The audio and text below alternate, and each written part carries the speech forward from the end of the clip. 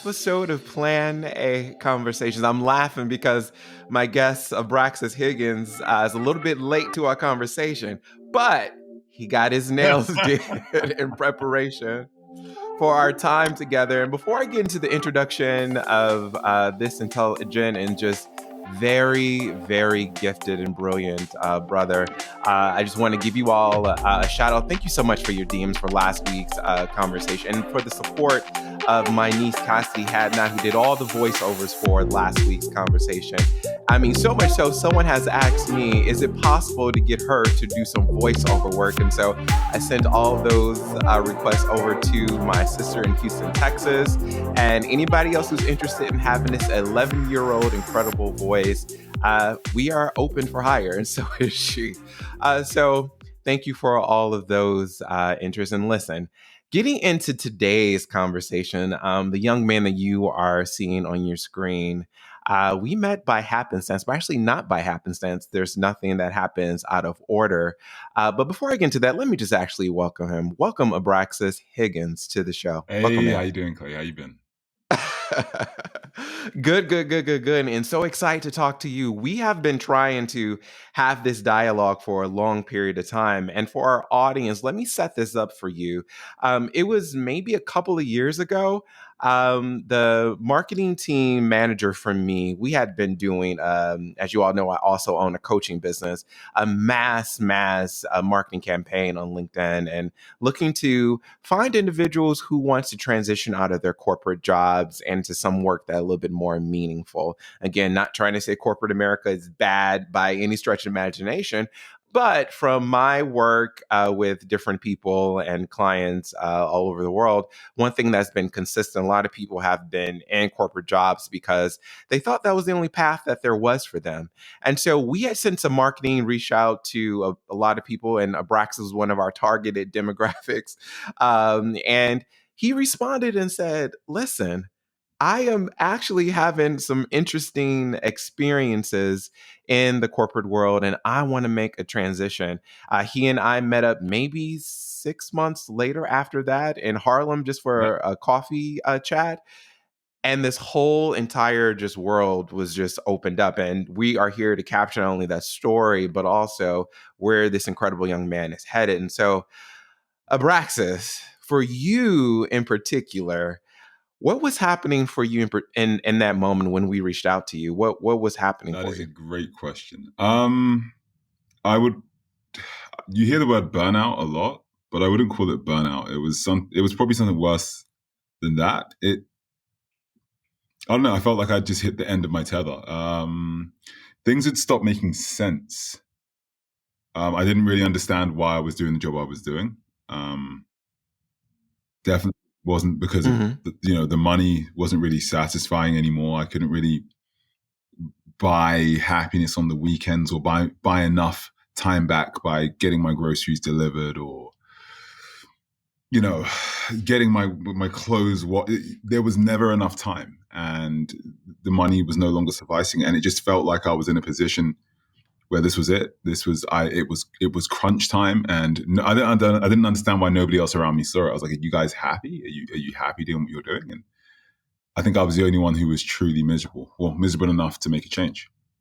And had that always been the case when you entered into corporate, or was it a progression? It was. I think from the get go, it wasn't for me.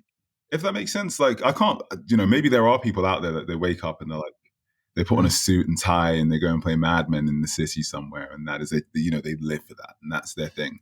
For me, that never felt like the case. I always felt like I was having to put a mask on, and at the end, it was suffocating to a certain degree. And when I'd finish work, I'd be like, okay, well, I get to be myself now. I get to hang out. I get to chill out. I get to kick it with the people I actually want to kick it with. So no, I would never say I thought I could bear it. For because everybody else did it, right? I can't be the only one. I can bear it. If these guys can bear it, I can. But in the end, it was far too much for me, to be honest. And so, how did you get involved in that line of work and that track to begin with? Like, what was it in schooling or education, internships? Like, what opened you up to that world, and what made you feel that you had to go down that route? Great questions. Well, I didn't know any other possibilities existed, right? what I thought was, if I get a corporate job, I'll get paid, and if I get paid, then I can buy things, and if I buy things, I'll be happy. That was sort of my mindset. So I went to school and studied computer science, software, like a bunch of stuff with computer science, like language and software engineering. And it was all this weird degree that I kind of stapled together. And the only reason I did it because I wanted to make a lot of money. So I remember reading online, I was like, okay, what are the top 10 most lucrative undergraduate degrees? And I remember seeing petroleum engineering being one of them, read through some lecture slides and was like, this looks like chemistry and I don't like chemistry. So I'm not going to do that. And then I looked at computer science and there were some really interesting things. It was like, oh, you'll learn how to do this and program and all that. I was like, all right, well, this sounds feasible, right? So I applied to a school, get in, all is well. And I never forget when I go to my first lecture and they go, I can't remember what we're talking about, but I'm seeing these big equations on this board. And I'm like, why does this sound like math? Right? And I was like, I hate math. So this could, and I'm like this is, lo and behold, right? I picked a degree that is heavily reliant on math. And the only thing that I was thinking, I clearly didn't do enough research. The only thing that I was thinking was it was going to make me a lot of money. So I go through this degree, right? I do 3 years. It's 3 years in the UK of this degree that I absolutely hate. Hate it. Hate it's interesting to a certain degree, but I hate it. I make it to the end. I get really good grades. I managed to graduate with a 4.0, which is brilliant. I'm super proud of myself. And my whole thing is this: I will never do this again. I will never code ever again in my life. That's what. If there's one thing I know, it's that I will never code again. I'm like, I will never do this. I don't care how much somebody. I hate it. And I then use the same logic that got me into that problem. I use it again. Right? And the problem that got me into that first problem was I just want to make money. Let me pick a degree that makes money. And then I was like, now that I've got my degree, but I want to make money. What jobs pay the most? Finance, Wall Street, that sort of thing. So that was what I applied to. I applied and I got in, and you do don't really want to talk about the place, but you do 9 interviews. It's something ridiculous. I think it was 9 interviews. Just ridiculous. And I got it, and I got in, and I knew from about my second weekend, I was like, this is not for me. But that was where the money was. Wow. And how long between that point? No, that was it. That was it. And so how long between that point of realizing that second week that it was not for you, did you decide to quit indefinitely? Well, this is the thing. You hop around. You're like, maybe this role isn't for me. And maybe this boss isn't for me.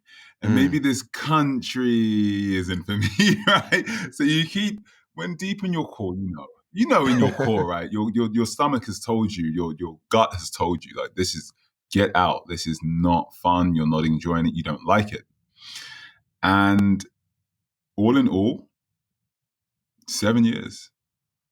7 years of a job I didn't like. Wow. Yeah, it was, and it only got rougher and rougher each year. And did you?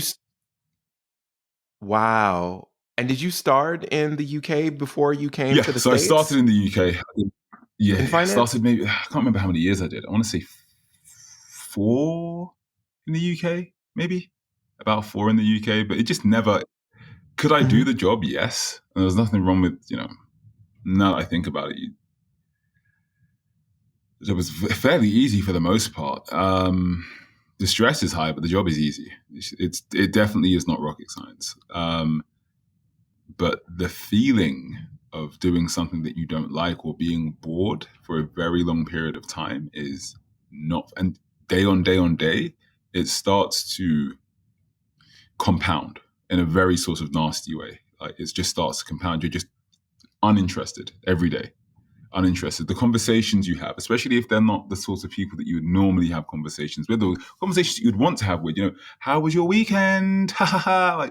You don't care how my weekend was. I don't want to have a conversation with you about my weekend. And I can't actually tell you what I did on my weekend. First of all, some of you wouldn't understand it. Yeah. It's tough. Essentially, I was a sprinter. And instead of choosing to run track, I was decent at chess, but didn't like it. And I chose to play chess every single day. Wow.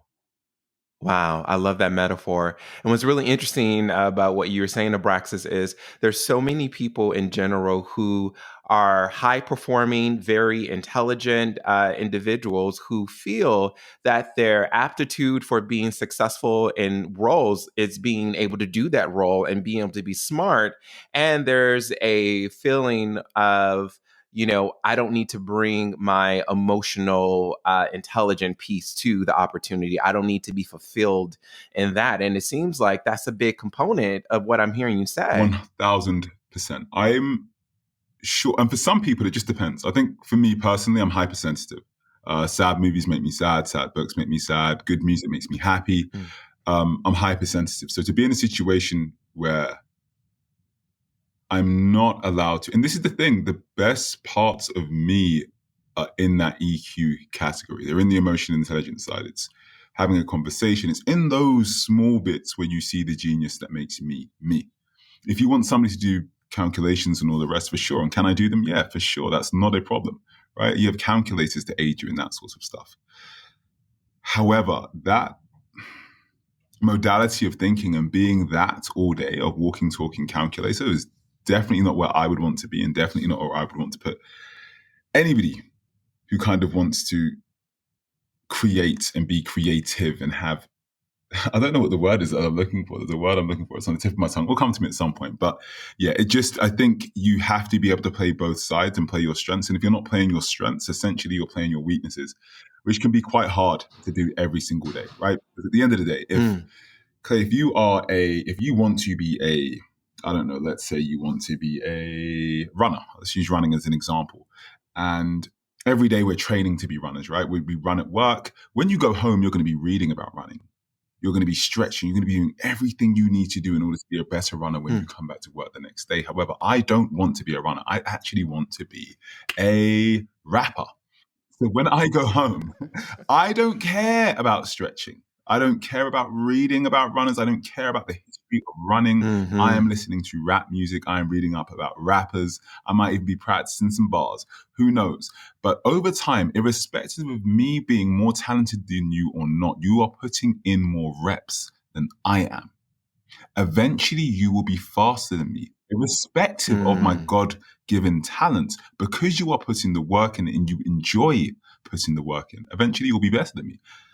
Like, it's tough if you don't live it and breathe it in certain scenarios. You will, irrespective of your intelligence, you will kind of fall behind. Yeah. And one thing that you said that I know a lot of listeners of this podcast and guests have in common is identifying what is or what was the root cause of why you began, that line of work, that career trajectory in the first place. And for you specifically, it was about money. Why was that a beginning point for you? What was happening in your life where that would be what you felt would bring you joy and happiness? Great question. So I'd have to take it a step back to probably me growing up. I didn't grow up in the Mm-hmm. wealthiest of households. So when the arguments are about Mm. money, and it seems that the things that upset people are about money, you'll start to think that if you can acquire enough of it, you can then get rid of your problems, because the problems that you've had throughout your youth have all been centered around this one thing, right? But your relationship to that thing starts to become twisted, right? Because you'll never really know how much you Preach. need, right, to alleviate this strain, this strain that's this burden, right? How much would I need? And there was never a set amount in my head or anything like that. It was just money. I needed more money. Money was going to solve everything, because at the end of the day, that was the way I'd been programmed from my youth, and it took a lot of unlearning, Mm. right? A lot of unlearning. Sorry. And what I would say about that is, I think it's quite interesting. People were very quick to tell you about the gods they pray to. I'm Christian, I'm Muslim, I'm Jewish, been practicing, Judaism for 4 years now, whatever it is. I don't care. Tell me about the demons you pray to, because Mm. we all do. Is it money? Are you one of those Mm. people that would do anything for money? Mm. Maybe you're one of the ones that will, You pray to your youth, and you'll do whatever it takes. Lipo, fillers, injections, thousands of dollars on creams. Maybe maybe vanity is your demon. Tell me about your demons. And money was one of my demons. And I had to unlearn and create a new relationship towards money and how much money I thought I would need to be quote unquote happy. Yeah. Wow, that's so powerful. And speaking of that unlearning process, I think the number one thing so many people have a hard time with is committing to a process so they can get on the other side of whatever that healing modality is for them. What did your unlearning process look like for you? And what were the steps that you took in order, or taking, I don't know, in order to have a more healthier relationship to that? First of all, I was living in a very nice apartment in the middle of Manhattan. Downsize. That was the first step. I was like, you are wasting money on an Yeah. apartment you don't need. So if you really are miserable here and you're thinking there's new ways to do this, one thing I'd always do is I'll put myself in new situations. I would do this thing called woofing, which is worldwide opportunities on organic farms. And essentially I would use my vacation time to go live on a farm and use my hands and just work. And, essentially what it is you just pay for your flight when you get there. You don't need any money. As long as you're working, they will give you a place to sleep and 3 hot meals a day. And that was all about unlearning. That was all about, I didn't realize it at the time. I was doing it for an experience, but it was about unlearning. And I realized that you can, my relationship towards money, I'm not really using money here. Like I work and then I eat and there's no sort of money exchange. So that was the first thing. And it really helped me. Second thing was I downsized where I was living in New York. No more gym in my building. No more concierge. No. Oh no, what will I do? Guys, when right? It's so ridiculous. Moved in Harlem.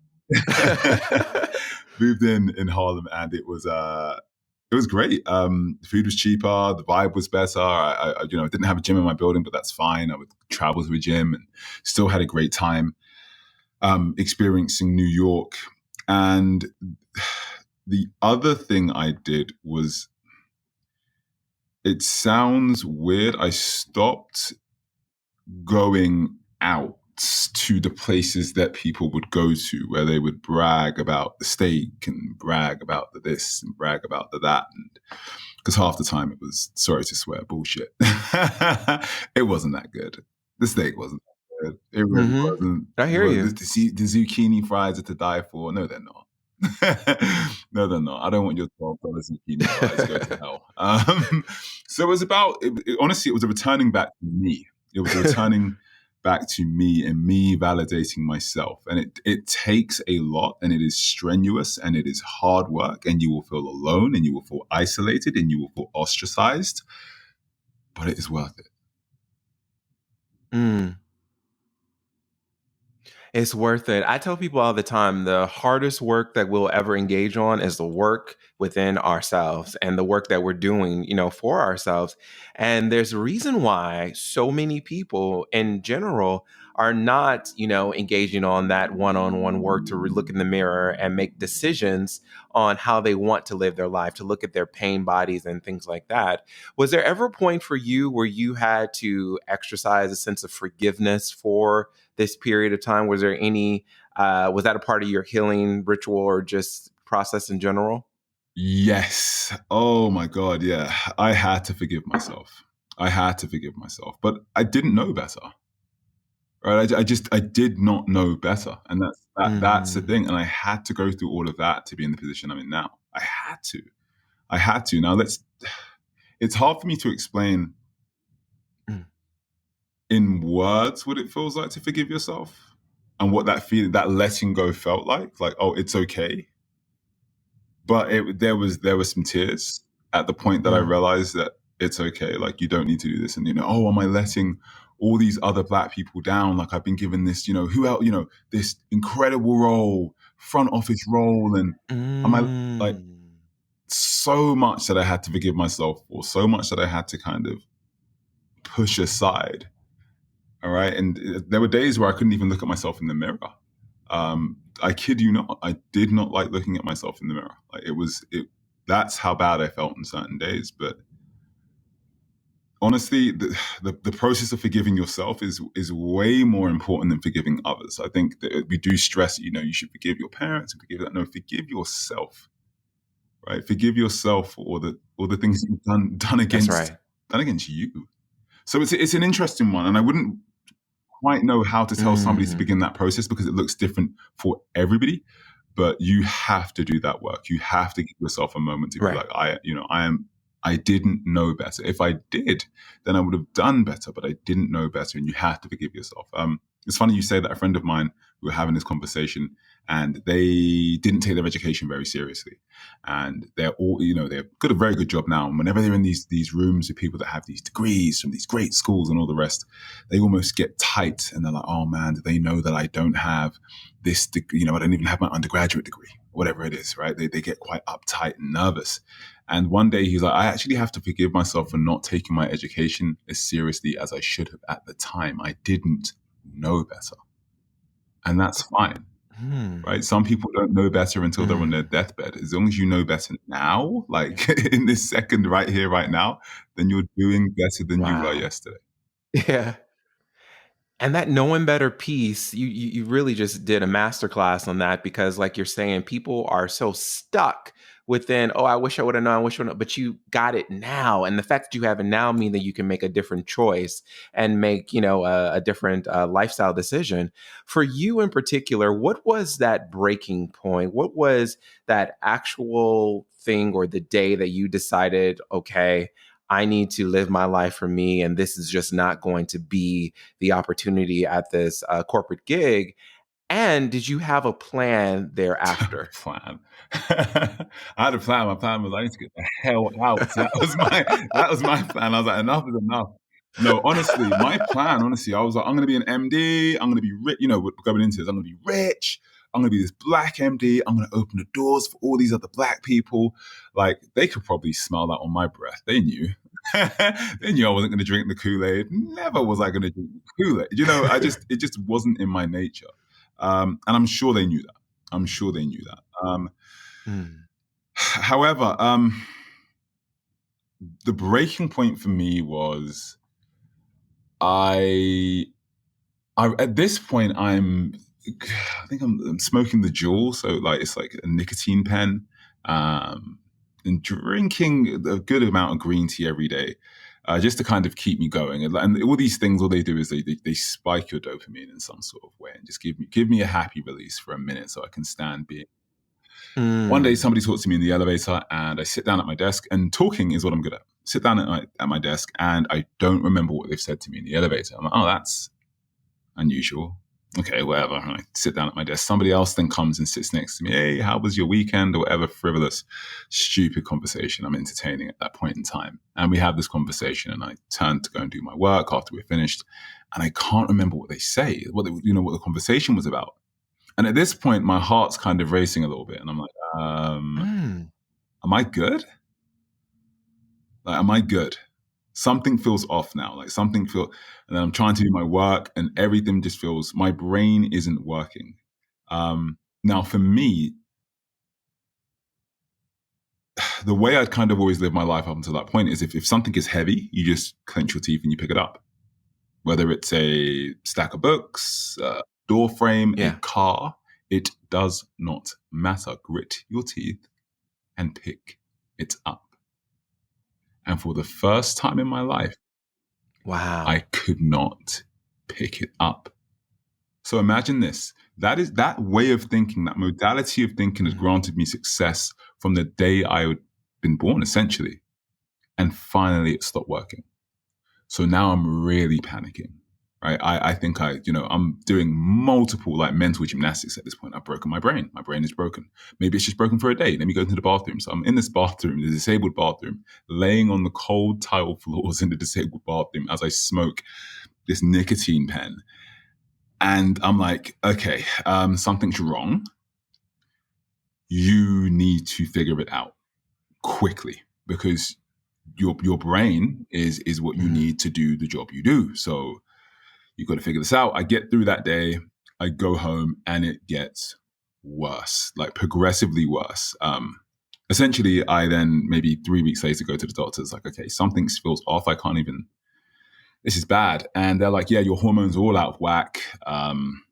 You think there could be like another thing, another issue that you've got, and I'm like, okay, cool. At least I can pinpoint this. I'm not going crazy, right? Like, it sounds weird, but I'm actually grateful. Mhm. And then they're just like, yo, your Yeah. anxiety is through the roof and all the rest of this. So as you do, right? And I found this is definitely the case in America. I was like, well, we can prescribe you something for that, right? So my prescription gets insanely long, Of course. right? My inscription gets so long, right? And Yeah. I'm taking all manner of things just to get through this job. And I will never forget there's a moment where I walked past my roommate, and I had to walk past my roommate to get to my room. And I stood just in front of my door. And this was the turning point. I said, you have, at most, I don't know why this thought came to my mind. I said, 4 weeks max until you snap your brain, till your brain is just done. I don't know why it felt like that. I said, you have 4 weeks max. And I said, you have maybe 2 months long game until your brain is done. And I stopped there, and I'm maybe sitting there contemplating that, not standing there contemplating that for about, I don't know, 3 minutes, until my roommate is like, yo, are you good? Like, you're just standing here. Are you okay? And I'm like, yeah, I'm fine. By the way, at this point, my back is super tight. Like, I'm having to stretch every morning just to kind of, I wake up, I've got like knots in my back. Yeah. It's just, I feel awful. And when people say stress is a killer, I'm guessing this is what they're talking about. Like, they're physical. Mm. And I didn't realize, I just thought that maybe I Mhm. slept wrong or whatever. No, like, this is the physical onset of what stress, it will kill you. Yeah. Like, so yeah, my turning point was, as I said, I went back to my Mm. apartment, and I thought that it felt like my brain was going to snap. Like, I can't quite explain why or how I knew that, but I thought, like, if you continue to do this, you're going to hurt your brain, and I don't know how you'd rectify that. Okay, so keep going. So at this point, your brain's about to snap. So then, what did you do next? So at this point, right, I'm uncomfortable in my own skin. Um, I don't like the way I think. I don't Hmm. look at myself in the mirror. Well, I look at myself in the mirror, but I don't really look at myself in the mirror. I am slowly but surely, I don't know what I would call this, but it's Mm. like, it's tough to explain, but it was almost like I was rejecting myself. Like, my body is probably breaking down. I've lost a lot of weight. Mm. Um, and I can just about do my job, right? Just about. Um, and then I remember, for whatever reason, I feel like they've thrown a few projects my way and some other stuff. And oh man, I've got some videos in my phone actually where I'm like, like sweating through my shirt, like in the middle of December. Ridiculous. But I had to do something. I just remember going to my boss Wow. and just being like, I'm going on sick leave. And this is something you don't do, like, from what, in that line of Mm. work anyway. Like, I'm going on sick leave, and I don't know when I'll be back. Have a great day. That was it. I was Mm. like, I hit the end of my tether. I was like, that's it. I'm done. And they were like, okay, cool. Have you? Well, not okay, cool. That was never the case. But have you signed this? Yes, I've signed it. Do you have a doctor's note? Yes, I have a doctor's note. They're like, okay, well, we don't need to know what's going on. Just take the time off you need. And at this point, I am paranoid. I don't even know how to explain it to you. I am paranoid. I have dreams of them talking about me in the office, Yeah. and I am not in a good way, like, at all. Like, I am not in a good way. And Yeah. luckily, a friend said he was coming to New York, and we had not spoken in the longest of times. And the way we had met was really random as well, but nothing happens for all of this is, everything happens for a reason. And I looked up to this person for a long time. Honestly, like my spiritual big brother, and he recommended a book. Mhm. Didn't really know what I was going through, but recommended a book, and the book was called "The Power of Now." And that was one of the first things. Oh, One of the yes. first things, yeah, Eckhart yeah, Tolle. one of the first things that kind of changed. It just changed my thinking patterns, and kind of let me know that everything kind of has a lifespan, right? And I had done this kind of pick it up however heavy it is sort of mentality for a very long time, and it was never going to last forever. I thought it was, because that's the way I've garnered success up until that point in my life. But it was just very interesting that at Mm. that point in my life I could relate so easily to this book, and that was one of the first things that kind of helped me take my head above the water and breathe, essentially, because it was literally that job would have, I think I probably would have died if I had continued working that job in some way, shape, or form, whether it be a mental sort of breakdown or physically, I would have got really ill. Something would have snapped. Yeah. I'm so glad you bring that up because I know so many people, and whether colleagues, associates, friends, who are either on sick leave now or they're planning the next sick leave to get a mental break from all that they're experiencing, because we all, and not all, but some of us, a lot of us, have been programmed to believe exactly what you're talking about, that grit, and then you pick up the weight and you just carry it with you, rather than assessing why is it that you're in a space to begin with in the first place, and what is a new thought and a new way of life that you can take in order to go into a new direction. And so what do you say to people who right now listen to this podcast and they are planning their next disability leave, sick leave, in order to just get a break, but they know that they've just taken the second one or the first one, and within this, like, this is just a part of the cycle that folks are doing. What do you say to them to empower themselves to move out of this scenario? At some point, you are going to have to get off the Ferris wheel. You have to. Like, if you live your Mm. life like that and you stick at, like, I hate rides. I love a roller coaster, but a ride that just goes round in circles, no matter how slow, I start to feel sick pretty quickly, right? And that's what I kind of said. Like, I was on this Ferris wheel, but I felt comfortable. At least I knew this Ferris wheel. At least I knew that boss was mean sometimes. At least I knew the people on the floor and all the rest of this. But more so towards my thinking patterns and the way I would think. This takes a lot of Mm. work. This takes a lot of work. Where do you start? Mm. You start with you. And as weird as this sounds, I would say Mm. one thing I did is find some reports, if you have them, what people said about you when you were really young, like really, really, really young. What did they say you liked to do? Like, what did they say you liked to do? What were you like as a kid? Mm. Right? Just a really simple exercise. Like, what were you like as a kid? What did you do as a child? What is it your teacher said? Oh, you're really good at English. Like, English? I hate English now.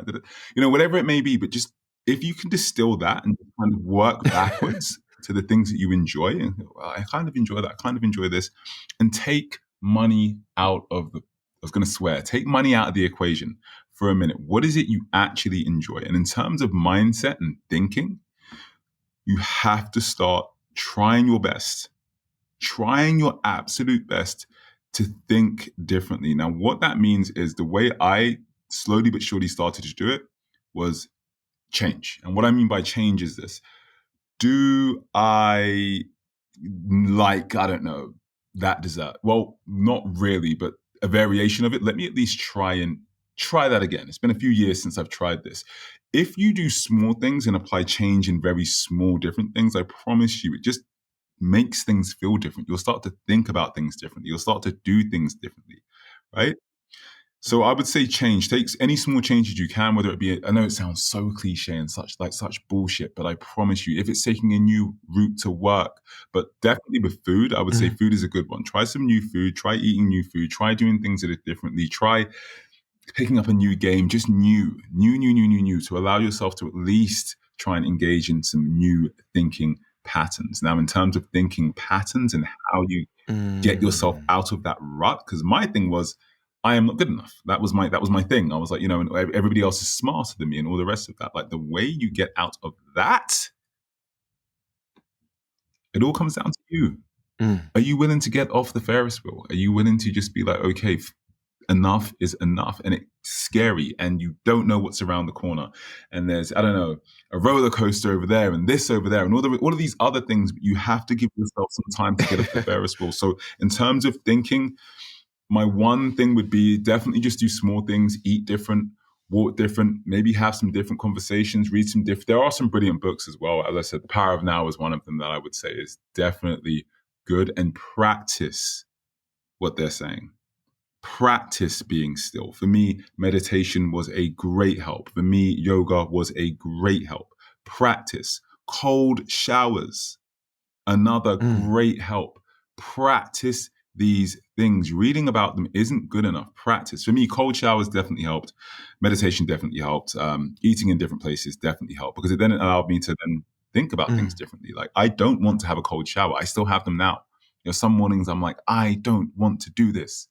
And then when I do it, I'm like, well, that was easy. Right? And it may sound cliche, but definitely give yourself that chance, that space to just do some new shit. Yeah, top 3, just to round it off. To do some new stuff. 3. Brother, listen, are you willing? Sorry, go ahead. Yeah. No, are you, mind blown, are you willing to get off of the Ferris wheel? Like, wow. Are you willing to get off of the Ferris wheel? That is huge. That I know is going to resonate with a lot of people. A lot of people. And so, Abraxas, you and I, we're meeting in this coffee shop, and we have a conversation. And at the end of it, you were so resolute within yourself of, I don't know what's next, but I know this ain't it. And one thing I remember telling you before you left was that I knew without a shadow of a doubt that you would be more than okay, because you felt that you would be okay. At the end of that, of our talking, you just said, oh, but I know I will be okay, more than okay. So what does okay now look like, and what are you doing post this experience? That is the funniest thing. So post that, I should say, so many things happened. Post that, I moved to LA. That went all right. A friend of mine, you know, that was, you know, my good group of friends that lived there, that all of them are no longer my friends. All growth. We just all grown apart. Another friend of mine had passed away, which was really sad, kind of, you know, have to go through that, especially because he was one of the youngest in our sort of group. I scrambled around looking for a job, because I had a visa, right? And my whole thing was, well, I need to get a job in order to keep my visa, and I don't want to go back to I don't want to go back to where I'm from, because, you know, that's like losing. Like, no, this isn't part of the plan. I thought, you know, the thing was, now I'm ready now. I just move, and you know, positive thinking and all the rest. Nope. Friend died. Friends, you know, friend group broke away. Tried to join a startup. Somebody ran away with the money. It was just all these crazy scenarios happened, but I'd met some people, and essentially by the time I'd come back to the UK, I was exhausted. I was broken and exhausted, and I went on a water fast. So I didn't consume, like, this is like, nothing was making sense. I wasn't really talking to anybody. I didn't tell anybody I was back. I was just like, I don't understand. Like, what am I meant to do? Because I thought I had this down. I've had to go back to the one place I said I never wanted to. Like, I grew up here. This is where all my trauma is. This is where all my pain is, right? And I found it so hard to grow in London, because this is where my trauma and pain was. So I went on a water fast, of all things.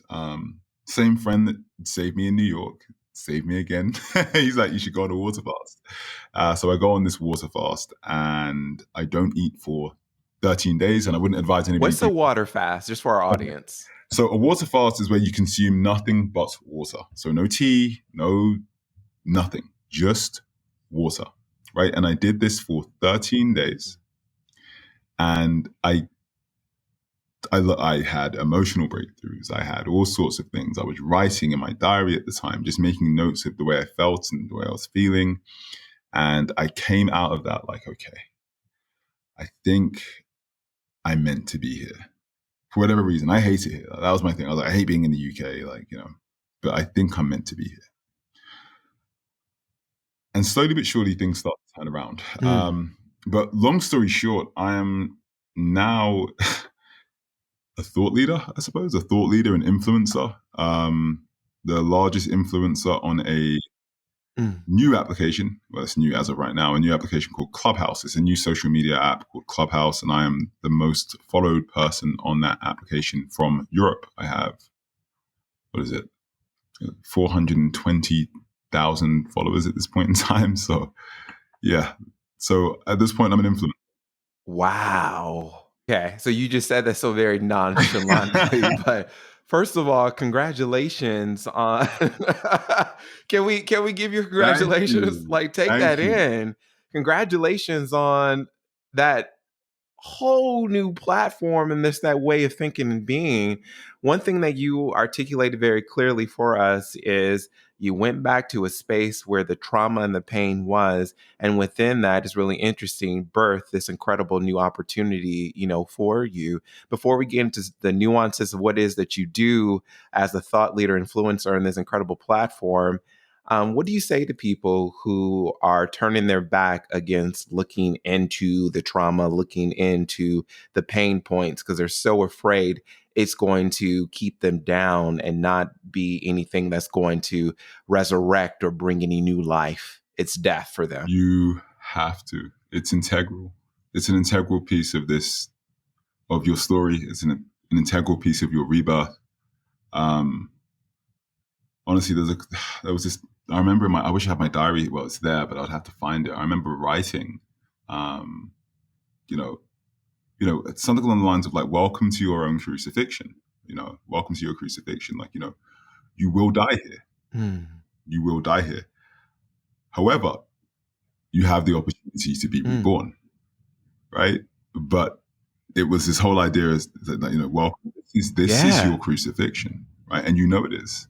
And I was like, oh man, I don't want to be here. I don't want to be here. I don't want to have these conversations. I don't want to look inward. This is so painful. I hate it here. Why do I have to be here? And yeah, I remember writing about it. I was like, man, at some point when I open up that diary, sometimes when I read it, I'm like, oh man, I was in such a place when I read through it. But no, you have to. You Yeah, go I'm like, back. oof, oh man. But you have to go back there. You have to. If none of you have read The Alchemist, that was the book I read straight out. Once again, this other person just Oof. the message that and everybody gets a different message on that book, which is incredible, right? The message that I got was, I don't want to spoil it for anybody. 100%. Yeah. Where at the beginning where he, and then at the end is that not my story, right? Think about where his treasure was. And I sat there and I was like, I'm meant to be here. I am meant to be here. But I wouldn't have known that if I didn't come back and face my demons and apologize. And at one point, I was cleaning. I was like, oh man, like I'm running low on cash. I need to at least be able to. I was like cleaning. I remember taking a job where I would like basically like pick up trash. Like, can you imagine? Like, I'm like front office somewhere. And at one point, I I'm like, can. I have. do you know what I mean? Like, I'm picking up trash. I'm like, well, I need some money from somewhere, and I'm not trying to go back and do that. I'm Brother. not trying to go back to that. Like, you're not putting me in that suit and tie, using that tie like a chokey on me ever again. Let me tell you right now. So, I was picking up trash at one point, and the humbling that came through all of that, and I just took it and was just like, okay, this is what it is. Like, and at this point, my attachment to money, my money trauma, is slowly but surely dissipating. I don't realize it, but it's dissipating. It's slowly but surely dissipating, right? And yeah, that was very humbling. I just only now even think about it. Like, I think this is the.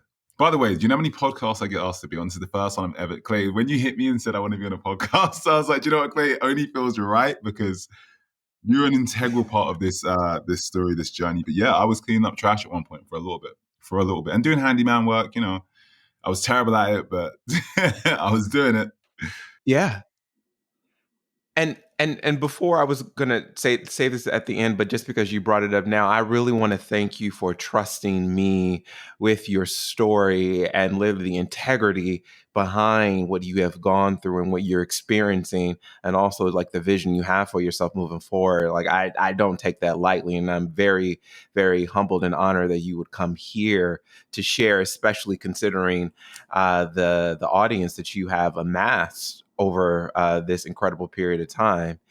And Abraxas, speaking of that audience in particular, what you have built at on Clubhouse as a thought leader, as an influencer, is not that traditional influencer that people think of in mainstream media, mainstream world.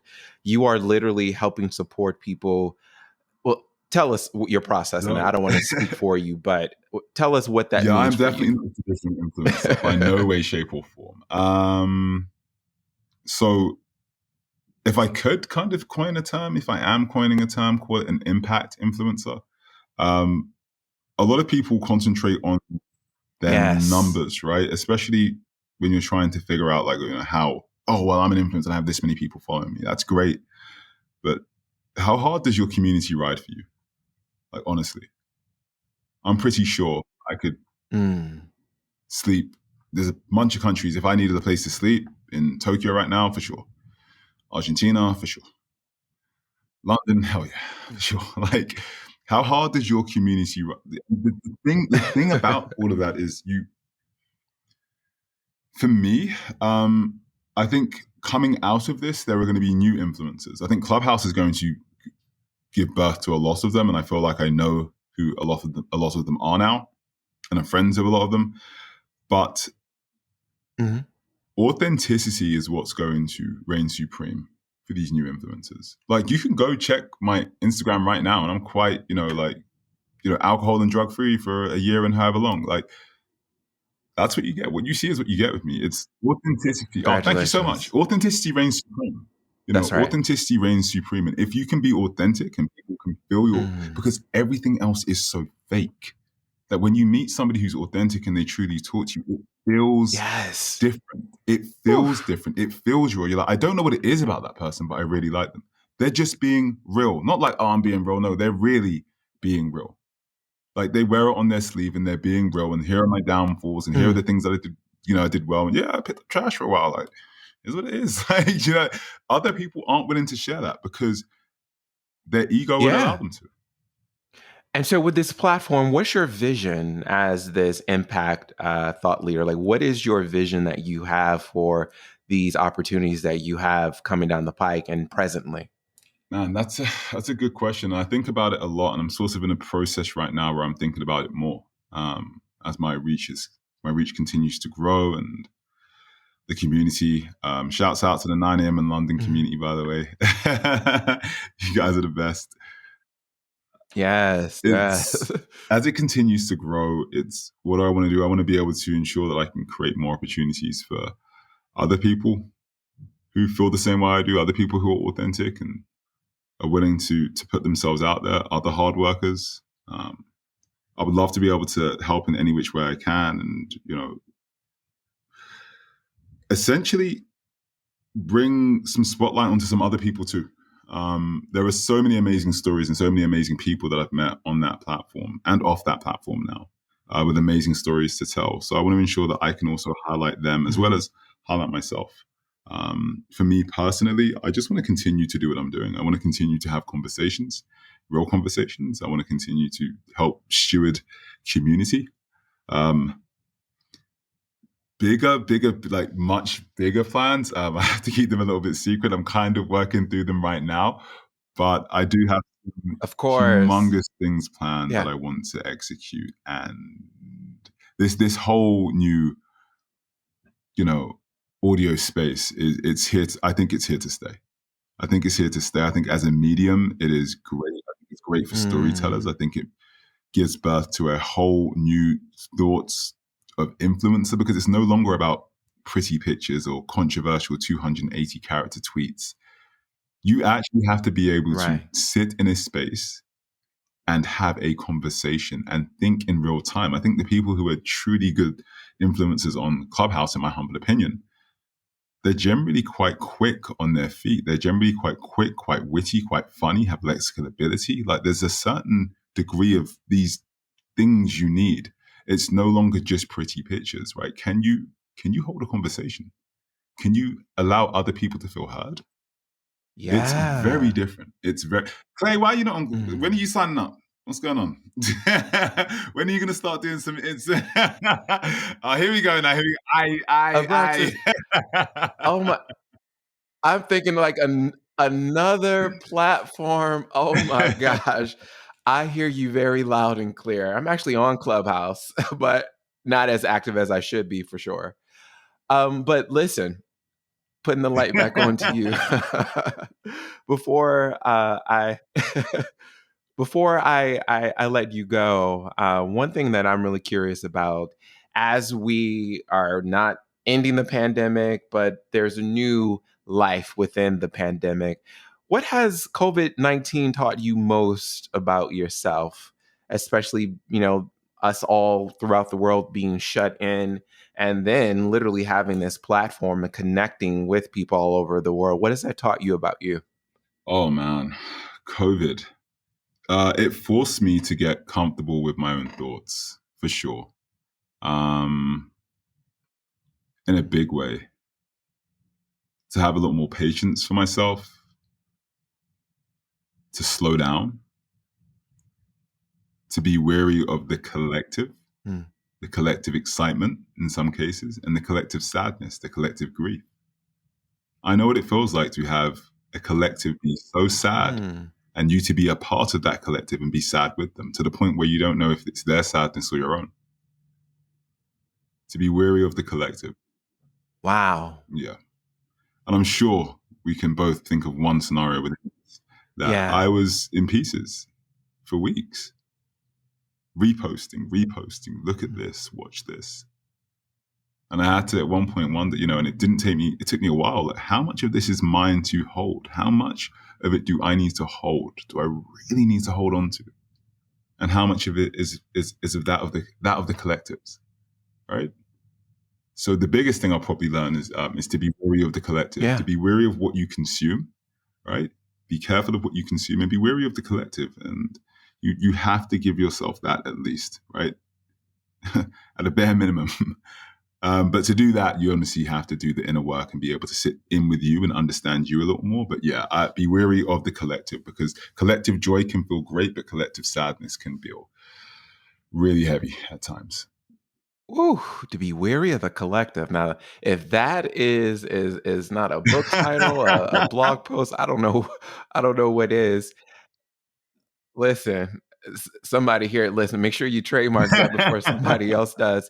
But before you we part in the conversation, what's bringing you joy these days?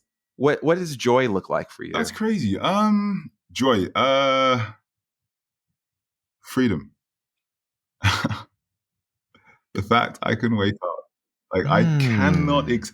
because this didn't exist. This platform, what I'm doing right now, did not exist. It did not exist when I was doing what I was doing. Like, and I I say this all the time. Listen, just jump. I promise you, you will learn how to fly on the way down. You will have to just jump. You will work it out on the way down. You are resourceful.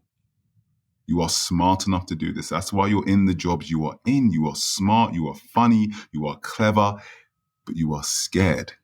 Just jump. I promise you. I promise you this. And you can DM me on Instagram. I don't care. Like, find me on LinkedIn. I really don't care. Just jump. You will figure it out on the way down, right? It may seem scary or flap your wings, but I promise you, before you did all of this, you knew how to fly. You've just forgotten. They clip your wings in these situations. They clip your wings in these Mm. offices. And before you know it, you forget how to fly. But jump, I promise you, it is in your DNA. You will learn how to fly again. I can promise you that. What brings me joy? Freedom. I get to do whatever I want, whenever I want, wherever I want. And as soon as I let go of that money demon, it's here now. The money's here. I can do what I want. It's like, it's here now. but I had to go through everything else, and I can't explain it in words. I can't lexically put it together and tell you like, oh, this is it, and it's these steps. Like, it doesn't work like that because it's your own journey. But I promise you, if That's right. DM me if you want to, but the one thing I'll say, the one thing that gives me joy right now is freedom. Freedom gives me joy. Woo! Freedom gives me joy. And listen, I know everybody who is listening to this or watching this conversation on YouTube, that is probably the number one thing that we all are searching for inherently within our being. Abraxas Higgins, listen, this masterclass on all things beginning again, looking at your familial pathology, going back to the spaces that have burdened us, making the decisions to leave, chronic stress, healing yourself. And the thing that was your driver after being healed through that is coming to you effortlessly in a freedom-seeking way. Thank you so much, man, for this time. I am just so proud of you. And remembering the gentleman that walked out of that coffee shop and seeing who is in front of me right now, I cannot tell you just the testament to your persistence and your willingness to get off of the Ferris wheel. And just congratulations on everything, man. Thank you so much, Clay. And listen, let's chop it up soon. It's been a while. Let's do it on Clubhouse. Let's have a room on Clubhouse where me and you just chop it up, and we'll see who comes into the room, and we'll just talk life, love, and everything in between. You down? Yeah. Let's do that. And while we are talking about what we're going to be doing on Clubhouse, tell everybody, where can we learn more about you, follow you, DM you, and catch up on all your happenings? Great. So you can follow me on Instagram. It's at Abraxas, but so it's ABRAXAXS, so with an extra X and S at the end. Follow me on Instagram. I am in the process of putting out a lot of stuff. I realized that there are a lot of people who are trapped. They can't get off the Ferris wheel. So I'm going to be doing a few more things to kind of help in regards to that. You're more than welcome to follow me on LinkedIn. I don't use it much at all, but feel free to reach out to me on LinkedIn. My DMs on Instagram are probably my home. I'm going to be creating soon a Twitch channel. So I'll be doing some stuff on Twitch as well. Just having fun, gaming, talking about life, love, and everything in between. Like, just being free. Like, and also, hopefully, way more on Clubhouse. A lot more stuff on Clubhouse. So feel free to tap in with me on Clubhouse. I'm always hosting some kind of room, some kind of conversation. I think I've got a room planned for next week called... I think it's called. There's one called High School is Over that I'm planning to do a talk on. You know, just the things that we pick up in high school, and I'm a firm believer in that's where your dreams kind of go to die. You really do have to do a lot of unlearning from that situation because you end up bowing to all sorts of people. If you're too smart, you're ostracized by the teachers. If you don't dress a certain way or talk a certain way, you're ostracized by the students. It can be such a lonely place. And when you look at the people who did truly, say, well, I don't want to do that, we are so quick to judge them and call them weirdos and all the rest. But all the quote unquote weirdos that I know now have gone on to do the most incredible things. All of them are doing like insane things now because the truth of the matter is they found themselves way before we did while we were trying to pander to the collective. They refused to. Yep. So a talk around that, and feel free to just get up on stage, raise your hand, get up on stage and chop it up with us. I have no idea who's going to be in the room. I never do. Hopefully you'll come along, Clay, and we're gonna talk it out. And the talk's going to be called High School is Over. So follow me on Clubhouse and you'll definitely be able to see what time that's happening next week. All right, folks. And thank you so much for this time, Abraxas, and just for sharing your wealth of knowledge and looking to see all of his wonderful partnerships that he's had with Tad Baker. I think I saw something with Prime. Is that right? And more. He's a very humble spirit, but he is doing the thing. And so listen, I'll have all of Abraxas' contact information and social media at the base of this podcast.